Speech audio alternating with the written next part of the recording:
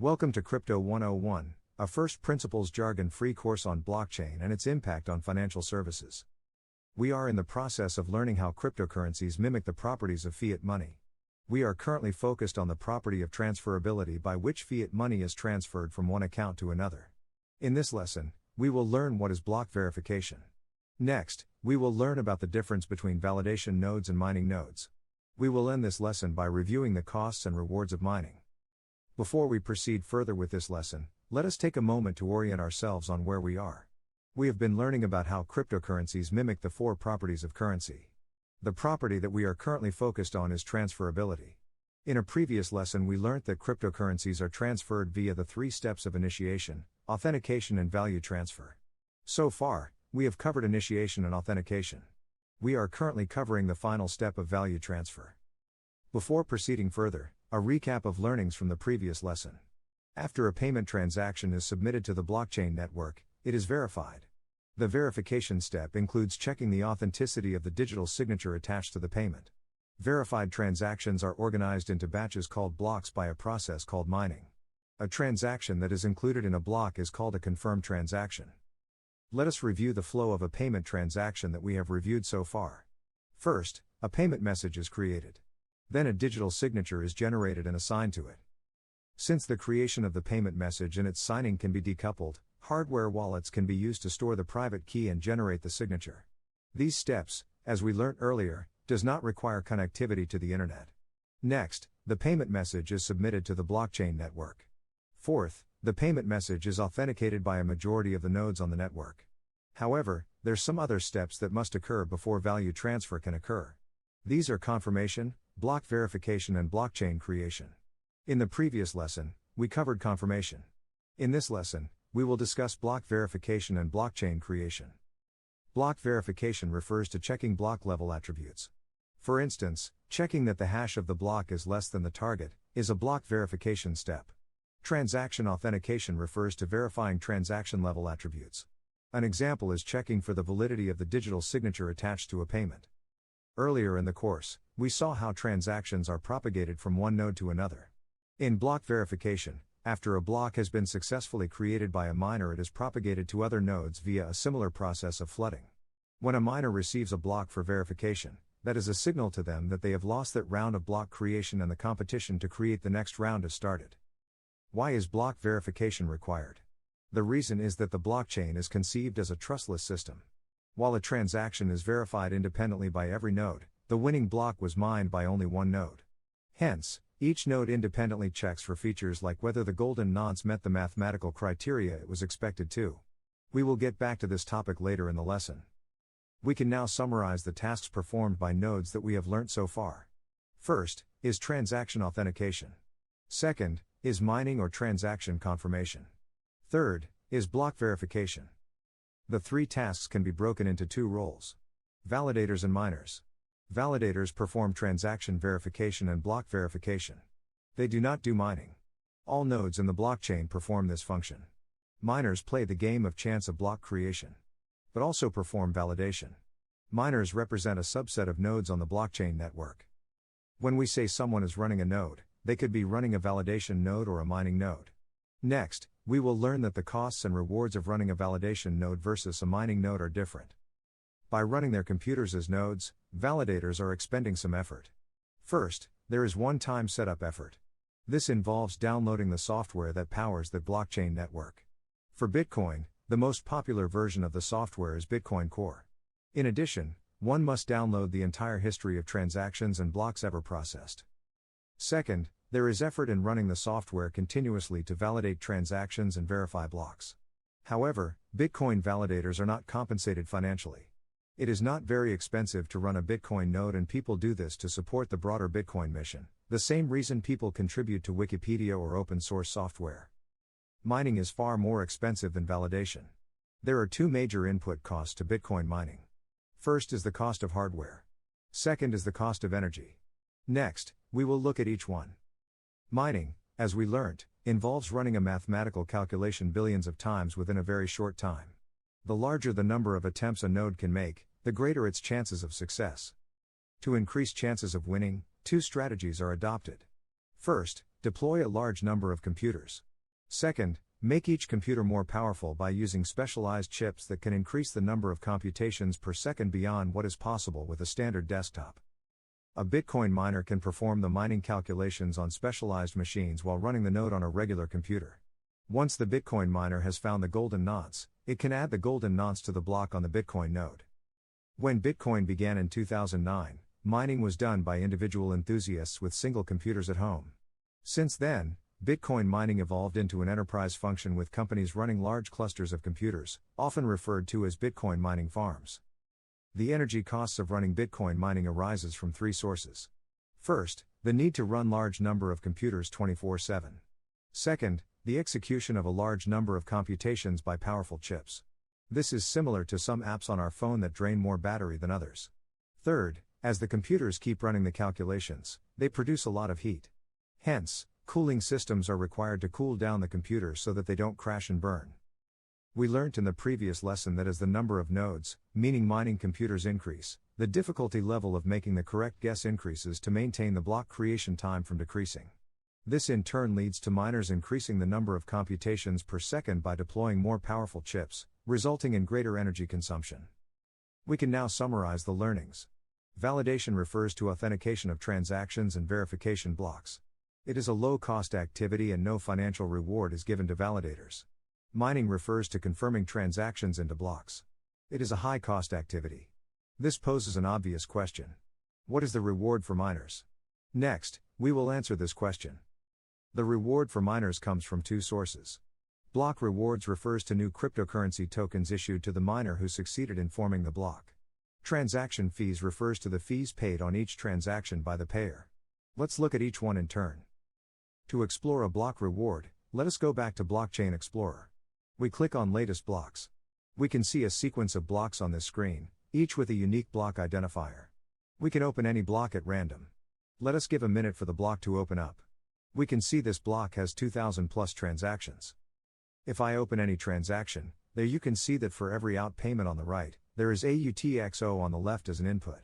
You can see that many of these transactions have transaction fees. We will discuss fees later.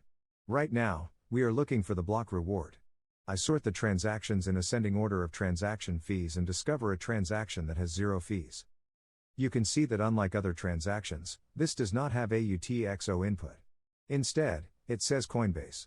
The destination address is the address of the miner and the payment is about 6.3 bitcoins. This bitcoin payment on the right, which is the block reward, is generated out of nothing. The term Coinbase refers to the input of a block reward payment to the winning miner. The coins are created out of thin air. The economic value of the newly issued coins is dependent on the price of the cryptocurrency at any point of time. The Bitcoin software protocol limits the number of new bitcoins that can ever be issued at 21 million. Transaction fees is the second method by which the miner is rewarded. It is the fees amount input into the transaction by the payer. In crypto payments, there are two types of transaction fees that can occur. Intermediary fees are fees charged by intermediaries like wallet companies and crypto brokerage firms. Miner fees are fees that accrue to miners. In this lesson, we are discussing the miner fees. Intermediary fees is out of scope of our discussion since these are comparable to fees for traditional financial services and hence, not specific to crypto. To illustrate transaction fees, I will initiate a Bitcoin payment from my non-custodial wallet. To begin with, I enter the destination address where I am sending Bitcoin. I state the amount that I am paying in US dollars. Transaction fees is displayed at the bottom. I press the send button. It will take about 10 minutes for the transaction to be confirmed. I can go back to the wallet and view the transaction that I just posted. By clicking this link, I go to a block explorer. You can see that the transaction is not yet confirmed. The red label on the top right denotes the unconfirmed status. Next, I will search for this transaction in the Blockchain Explorer. I will copy the transaction identifier onto the Explorer and the transaction pulls up. I switch the view to USD from BTC for simplicity. I can see the transaction fees I paid. It is about $1.30. The amount I just paid. Even though I paid $5, since the price of Bitcoin changed since that time, the amount displayed is a bit higher right now. On the left are UTXOs that supported the payment. Note there are two. I will explain shortly why there are two. Finally, there is a field called number of confirmations. I will explain its significance a bit later in the course. For the transaction that we just reviewed, we noted 2 UTXOs that acted as inputs to the payment I made. Why were there 2 and not 1? To resolve this mystery, we can go back to the wallet and review the transaction history. I received a payment on August 18th. This was for $4.58. On August 19th, I spent $1.83. Doing some quick math, I only had $2.75 left from the original transaction. But I wanted to pay $5. Luckily on October 22nd, I received nearly $20. Hence, what the wallet software did was take the unspent amount from the August 18th receipt. That was $2.75. The balance it took from the October 22nd receipt. The wallet used a first in first out logic. Could I have paid the entire $5 from the October 22nd receipt? Yes. It would financially amount to the same thing. But the first in first out logic appears to be more elegant to most people, though it really doesn't matter. In the example that we just reviewed, the wallet software made it easy for me to transact by selecting the UTXO using first in first out method. Alternately, wallet software could allow me to specifically identify the UTXO. Alice bought 1 Bitcoin when its price was $5,000. She bought a second Bitcoin when its price was $10,000. Next, we will continue with this scenario. The price of Bitcoin reaches $15,000. Alice now sells 1 Bitcoin. She transfers the Bitcoin to Mark's blockchain address and gets $15,000 in fiat money in her bank account. Alice's gains would be $10,000 if she chose the first Bitcoin as the UTXO. But it would be $5,000 if she chose the second Bitcoin. To the extent governments tax gains on sale, the choice of the UTXO matters. Consider a different scenario. Instead of selling Bitcoin, Alice uses Bitcoin to buy a car that costs $7,500. Since the price of Bitcoin is $15,000, Alice has to pay the seller half a Bitcoin. It wouldn't matter she used the first or the second Bitcoin as UTXO. We are not trying to become experts on tax implications of cryptocurrency trades.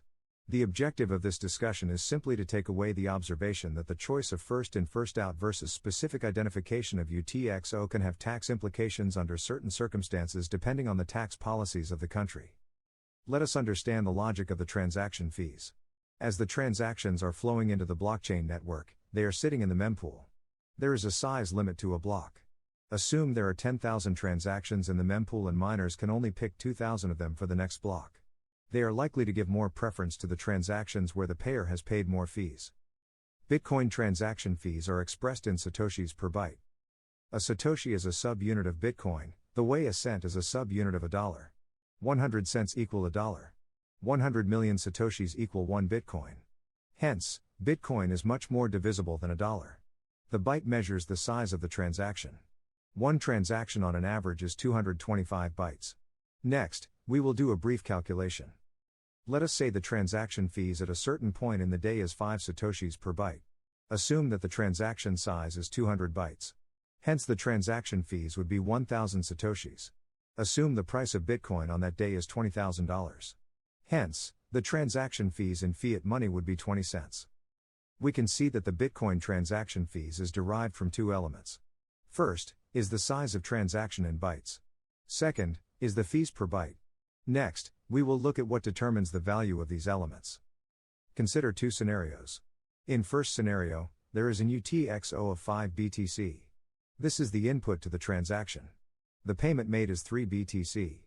Hence, there are 2 outputs. First, is the payment to the destination address. Second, is the 2 BTC change returned to the originating address. Thus, there are 2 outputs and 1 UTXO input. Now assume that the payment was funded from 3 UTXOs of 1 BTC, 1 BTC and 3 BTC each.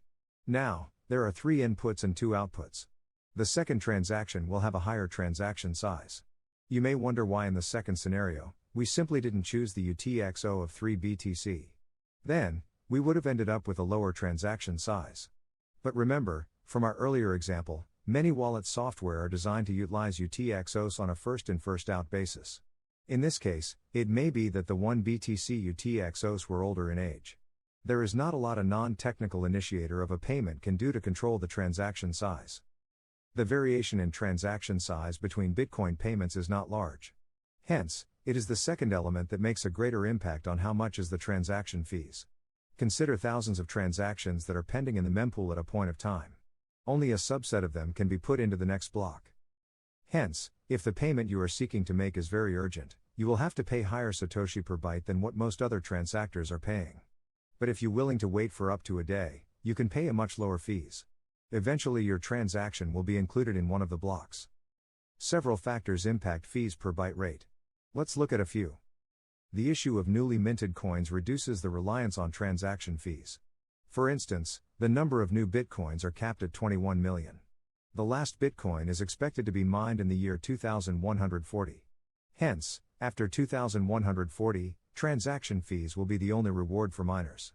However, even before that, the block reward is programmed to be halved for every 210,000 transactions.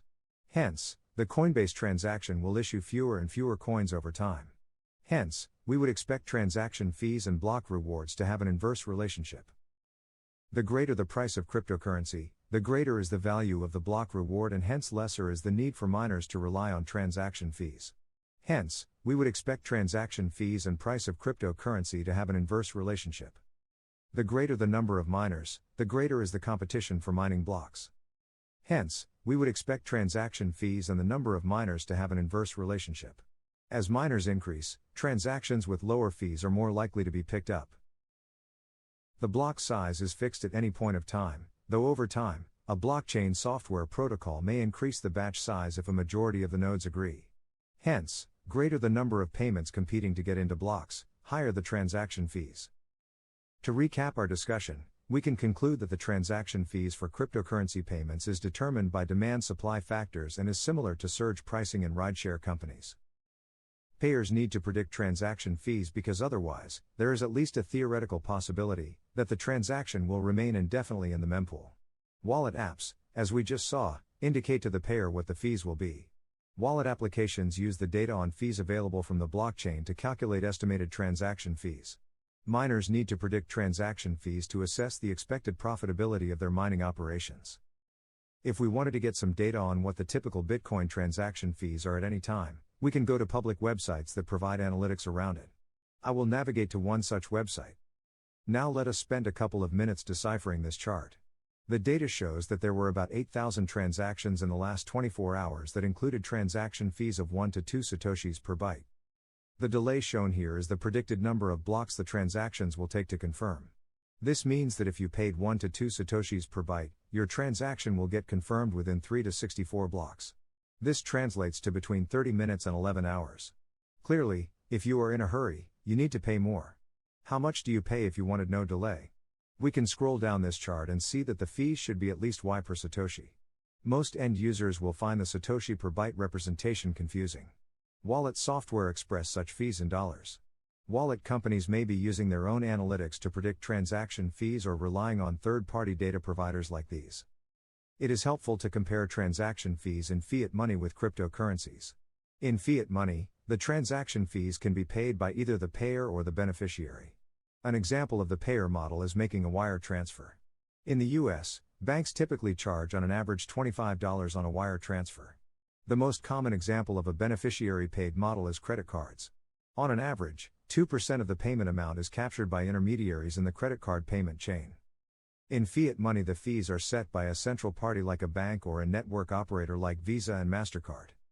In cryptocurrencies, any fees charged by intermediaries like wallet companies and crypto brokerage firms are similar to transaction fees in fiat money. However, miner fees are determined through demand-supply dynamics with no central party coming into the picture. In fiat money, the fees may be paid by either remitter or beneficiary, depending on the method of payment. In cryptocurrencies, the miner fees is paid by the remitter. In fiat money, the fees may be added as a line item to the payment amount, for instance, when we send a wire transfer. Alternately, the fees may be deducted from the payment amount, as it occurs in card payments. In cryptocurrencies, the miner fees is always a separate line item to the payment amount. However, it is possible for a wallet company to build a user interface where the transaction fees is deducted from the principal. In an earlier lesson, we learned about omnibus blockchain addresses where a crypto intermediary intermingles the crypto assets of multiple customers. Assume Alice and Bob are customers of a crypto exchange. Alice has 1 Bitcoin in her blockchain address and $20,000 in her bank account. Alice wants to buy Bitcoin. Bob has 2 Bitcoins in his Bitcoin address and $0 in the bank. Bob wants to sell 1 Bitcoin. Fiat money is transferred from Alice's bank account to Bob. But there is no need to transfer cryptocurrency. It is all sitting in one omnibus address. The custodial wallet provider, in this case, the exchange, can simply update Alice and Bob's holdings in its own off-chain record. Custodial wallet providers can reduce mining fees by routing trades between their own customers within omnibus addresses and tracking customer-level ownership off-chain. The cost of hardware and energy for mining may be too high for one individual or even a mining company. So multiple people and entities can combine their mining infrastructure and connect to one node on the blockchain. The Coinbase Bitcoin and transaction fees are received in one Bitcoin address and distributed to the participants by a pre-agreed methodology. We can now get introduced to a term called proof of work. Proof of work describes the process of repeatedly running calculations to secure the right to form the next block in blockchain. The work in proof of work refers to the computing effort spent in guessing the golden nonce as part of mining. The golden nonce is the proof of work. We can now appreciate the importance of independent block verification. Consider a dishonest miner who adds a second Coinbase transaction to his block. The block will be rejected by the other nodes because everyone is independently validating the blocks using the shared rules encoded in the Bitcoin software. The miner who has incurred all the hardware and energy costs to secure the successful block would lose his investment.